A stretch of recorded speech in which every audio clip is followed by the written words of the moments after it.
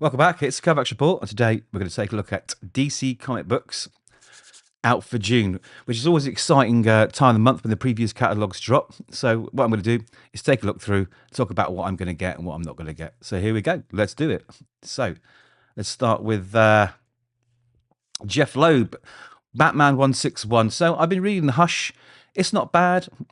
I mean, it's not as great as the original Hush, but it isn't bad. Some nice art. I like to see where the story goes. So definitely be picking that up. And as usual, there's loads of beautiful variant covers. That Del Otto variant looks incredible. And Cho. There's just so many. It looks really, really, really good. So that's definite pull. Justice League versus Godzilla. So I know this is a huge Godzilla thing going through Marvel and DC books, but they really do not interest me in the slightest. In the slightest. So really sorry, guys, but that's not really for me. Superman Unlimited. So this is a new Dan Slott book, which is going to start, I think, this month. Is it this month, maybe? And I'm going to give it a go. I want to read more Superman. Thanks for the suggestions, by the way. One of the commenters left a list of books. I'd read most of them, but there's a few there which I'll check out. So that's a definite pull. Again, the normal Superman book, I won't be picking that up. Red Kryptonite. So it looks like there's a red Kryptonite infection. I don't know. I'm not sure. I mean, look, the art looks lovely. I mean, the covers are nice. Wonder Woman, Tom King. I am stacking that up to binge it one weekend because I absolutely love Tom King. Absolutely love Tom King. So I'm going to be picking up Wonder Woman 22. Don't want to read the solicit yet because I don't want it to spoil what I haven't already read. So Tom King is on another book, Trinity, Daughter of Wonder Woman. So normally I wouldn't have picked this up, but as it is, Mr. Tom King himself, I'll definitely be picking up. Lovely art. Who's that? Belen Ortega. Yeah, they look good. What's it about? Let's have a look. Backed by popular demand and now their own miniseries, Trinity. It all begins when the daughter of Wonder Woman embarks on her most dangerous adventure yet to enter the timeline to find her father. As the young hero knows, messing with time has its consequences, but that doesn't mean she learned her lesson the first time. Things are about to get rough, and the super sons have gone to the dogs. Prepare for a crisis of infinite corgis. Ooh. Well, the art looks nice. It looks a bit cutesy. It's Tom King. So, like I say, normally I wouldn't go for one of these books, but I'm going to give it a go. I mean, the art looks nice, let's be honest. It looks a bit chibi, a little bit manga-esque. I'll give it a go. I'll give it a go. So, Absolute Batman. So, this is the big debut of the much discussed, not Ultimate, Absolute Bane. A lot of people are talking about the size of his head. I mean, look at those traps. I mean, he's a big boy. He is a big boy. I don't know how I feel about it. I mean, I think Nick Dragotta is a very, very, very talented artist. But let's see what it looks like. You know, let's see what it looks like. Again, loads of amazing variant covers there. I mean, this book is not my favorite, but it is getting better. So I'm sticking on it. I'm sticking on it for now. Absolute Superman, same thing. Jason Aaron, Rafa Sandoval. Pros and cons to this book is the first arc I found very slow. I found Clark very unlikable, but the last few issues it's picking up, and the story he's telling of Kal-El's childhood, what led him to get to Earth in the first place, that was incredible. That was really, really good. There's one issue where he's in the capsule escaping from Krypton as it explodes, and honestly, it was visceral. It was really, really, really good. So that hooks me back in. If he had done a miniseries just of the pre-story before, you know, Clark, Superman, Kal-El came to Earth, I would have been all in. But it's really, really good, and there's a little pun there with it all in. Absolute one. Again, good start, dipped, and now the last couple of issues, it's been interesting, and the art change was incredible. Incredible new artists on it. I mean, no disrespect to Hayden Sherman, who's back on the book. I like his art quite a lot. But the little break was well received. So Absolute Flash, I really tried it. It's Jeff Lemire and A.I. Kaplan. Now, I just couldn't get into that first book. I really couldn't. Maybe I should try more, but it's just not for me. Absolute Martian Munter. I'm not a fan of Dennis Camp. I'm going to say it out loud and proud. He'll never come on the show and be interviewed because of the horrible things I've said. But I just don't like Dennis Camp. I don't like his writing. I don't like his ideology. I think it diminishes the story he's trying to tell. So I tried the first issue. I guess Javier Rodriguez has done a great job with it, being experimental with the art. I thought that was well done. The colouring was good, but not for me. An Absolute Greenland, Al Ewing and Jahoni Lindsay. Again, it went a very predictable way for me, and it just turned me off right in the first issue. Maybe I need to give it a couple of issues to see if it picks up, but I'm not excited by that. Supergirl. Do you know what? I like Supergirl. But I pick it up? Maybe. Maybe give a little look at that. Detective. Tom Taylor is doing an incredible job at the moment with Mikhail Janin. I think the next art was League Arbit. So I'm loving this. That's a definite pull. You can watch all my reviews on the book. I think it's the best Batman book we've had in a very long time. I'm really interested to see what they do with it. I hope it's a long run. That's all I hope. I hope it's a long, long, long run. So Mark Waid's on Justice League. I like Mark Waid, but Justice League, I don't know if they're not high on my list. Not high on my list. So again, there's another Justice League Atom project. So again, a nice cover. Now, new history of the DCU. Mark Waid's on this with art by Jerry Ordway and Todd Nowick. So this is something that interests me. It's cool. We've got a Chris Samney cover. I like stuff like this. This is what it says. Celebration of 90 years. Can you believe it's 90 years of DC?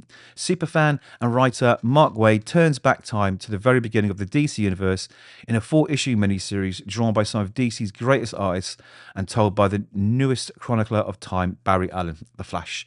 In our debut issue, Barry takes us from the very birth of the DC universe to the rise of the Justice Society. The golden age of heroes begins here. Yeah, I'll definitely give that a go. Looks really good fun. I mean, look at those covers. Don't you love it when they do like hundreds of characters on a book? It's incredible, incredible covers. So that's definitely hooked me in. And I do like Chris Samney. His sort of retro style reminds me of like Tim Sale and Darwin Cook, and I like that. I think it really works. Aquaman. Oof, never been a big fan of Aquaman. Won't be getting that. New Gods. I've read the first 3 or 4 issues.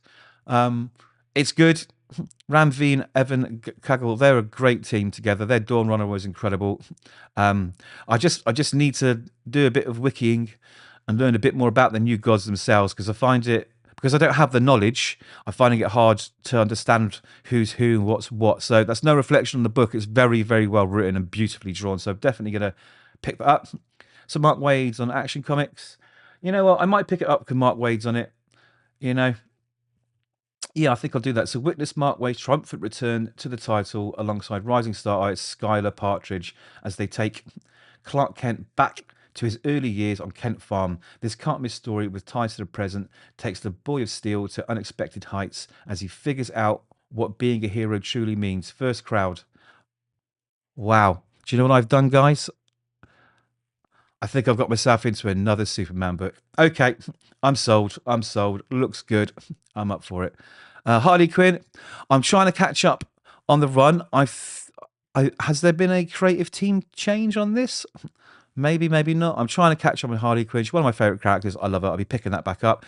Poison Ivy, again, is one of those books I started, couldn't really get into, and I want to get back into. So I think it's time I picked up Poison Ivy. Catwoman's the same.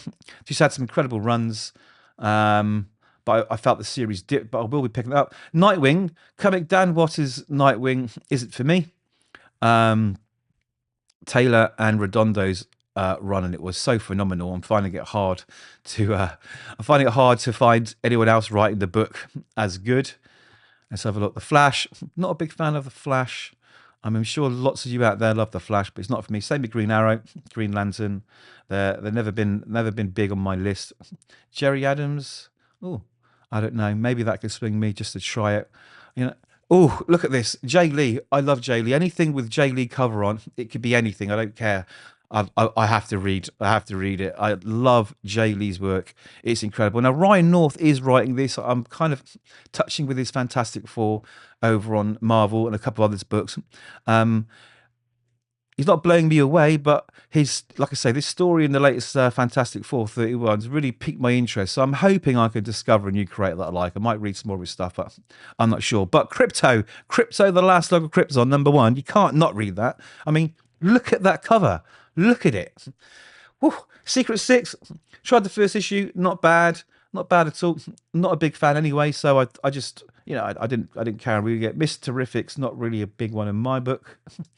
Don't know who those creators are either, so that would be a big dive into something new. Batman, Superman, World's Finest, Mark Waid. I mean, is Mark Waid writing all of DC's books? It seems he's writing quite a lot of them. That's 40 issues in. I'm not sure if I've read any of it. I'm not sure if I read into it. What is this about? A menace is loose in Metropolis, but Superman and Batman can't do anything about it until Clark Kent and Bruce Wayne find a way to escape a talk show. Oh, I don't know. That can go either way. I might give it a go. I might trust in Mr. Mark Waid there. He might do something kind of clever. Batgirl, I read the first arc. Started strong, but for me it dipped, so I had to drop it.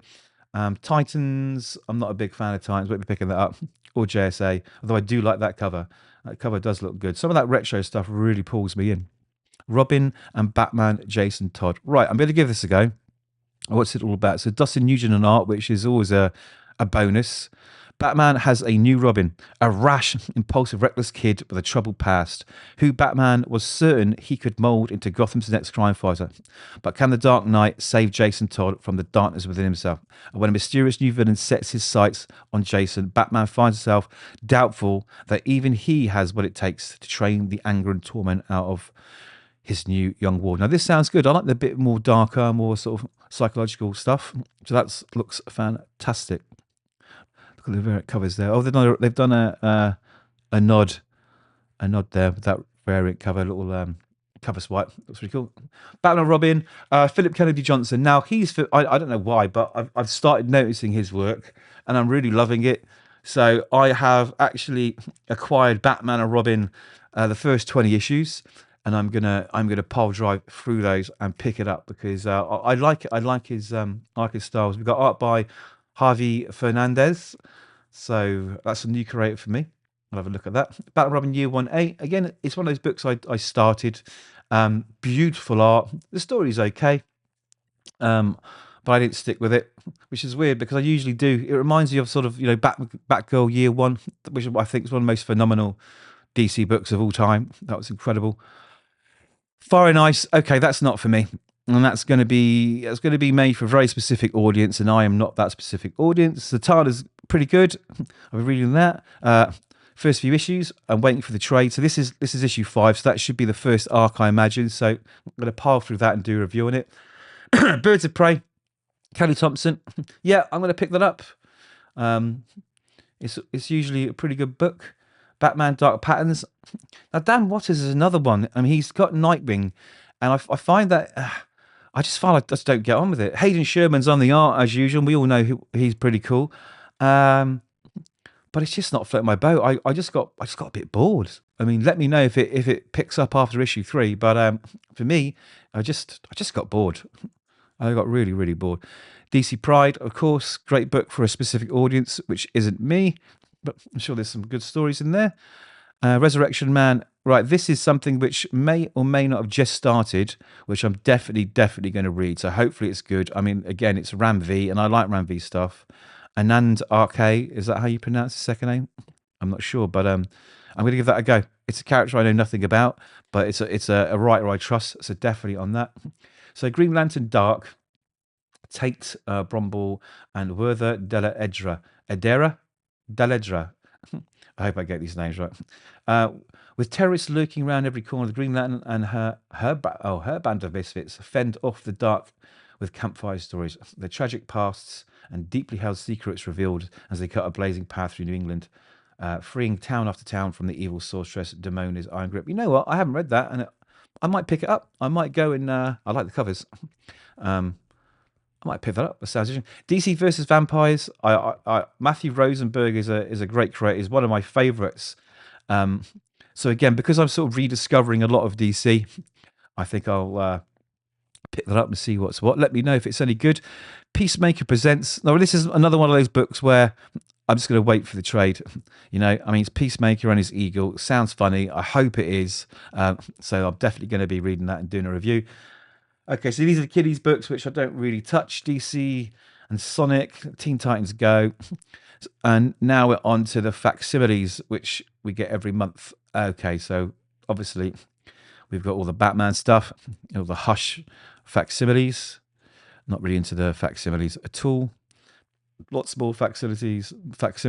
Now, this, I saw a sort of advanced thing about this. I read this many, many, many moons ago. I'm not sure if it stands the test of time, but I think DC doing something special for it, and as special for this in a custom cases, is great. So let's have a look. So experience the death of Superman like never before in its largest format to date. So this is the absolute edition. So there's the bigger ones, which you should be aware of. If not, grab some because they're great. Best way to read some of the books, especially the Watchmen one. Okay, so what do we get? We get a feature an extensive gallery of over 200 pages of never before seen artwork. That's always good. Brand new essays, scripts, retrospectives, a trading card gallery, and more. Now, this book was so monumental, it actually made mainstream news. So this is a pivotal part, an important part of DC and Superman history. So yeah, it looks incredible. I mean, what they're doing with it. I hope it actually final product does look as similar as possible to that. This edition is housed with a resealable black polybag marked with the bleeding S as the original book came with, and features a funeral box with replica of the memorabilia included in the Superman 75 Memorial Edition, a remastered reproduction of News Time, The Life and Death of Superman, and new in-world artifacts from the event. Oh, that sounds amazing. That's a big book. That's a big purchase. How much is it? It's going to be at least $100, right? $150. Is there no price? 125 US. So it's a big one. And if you're a Superman fan, that's probably going to be a definite purchase. Nubia Too Real, never heard of it. Probably will never read it. What have we got here? Are these new editions? So these are trades. So any cool trades coming out? Obviously, the first Absolute Batman trades popping. Absolute Superman and Wonder Woman. New Gods. Yeah, okay, so we're just onto the trades here. Let's see if there's anything super duper other than that Superman box set. See if there's any cool Omnibus books. So yeah, these are just all the trades, and that's it. So there's a few books there. I mean, I've always been a major Marvel fan. Most of my time in DC has been spent with Batman and his extended family, and then a bit of Superman and sort of deviations here and there. So I'm trying to get back into more DC, but those are my pulls. It looks like an interesting month. Let me know your pulls. Let me know what you think, and hopefully we'll catch you in the next one.